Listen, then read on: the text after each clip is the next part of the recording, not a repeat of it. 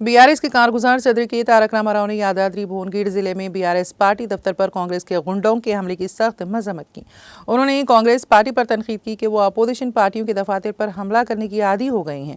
KTR ने social media platform x पर कांग्रेस कारकुनों के बीआरएस दफ्तर पर किए गए हमले पर अपनी शदीद बरहमी का इजहार करते हुए कहा कि कांग्रेस पार्टी इंदिरम्मा राज्यम के नाम पर इख्तिदार में आकर तेलंगाना में एक गुंडा राज चला रही है।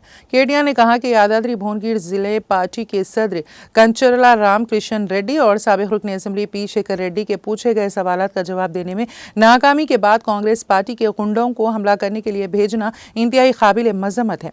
उन्होंने कहा कि अवाम कांग्रेस पार्टी के इस रवैये पर गौर करेंगे जो बीआरएस कारकुनों, लीडरों और पार्टी दफातर पर हमला कर रही हैं, जो हुकूमत की नाकामियों पर सवाल उठा रहे हैं। उन्होंने तनकीद करते हुए कहा है कि रियासत तेलंगाना जो 10 साल तक पुरअमन रही थी, आज अनारकी की आमा जगह बन चुकी हैं। उन्होंने कहा कि कांग्रेस पार्टी एक बार फिर साबित कर रही है कि हमले और गुंडागर्दी उनकी हुक्मरानी की पहचान है। केटीआर ने इंतबाह दिया है कि अगर बीआरएस पार्टी कारकुनों या दफातर पर हमले किए गए तो उन्हें मुनासिब सबक सिखाया जाएगा। केटीआर ने मुतालिबा किया कि फौरी तौर पर बीआरएस पार्टी के दफ्तर पर हमला करने वाले कांग्रेस के गुंडों समेत उनकी पुश्त पनाही करने वाले जिला कांग्रेस कायदीन को गिरफ्तार किया जाए।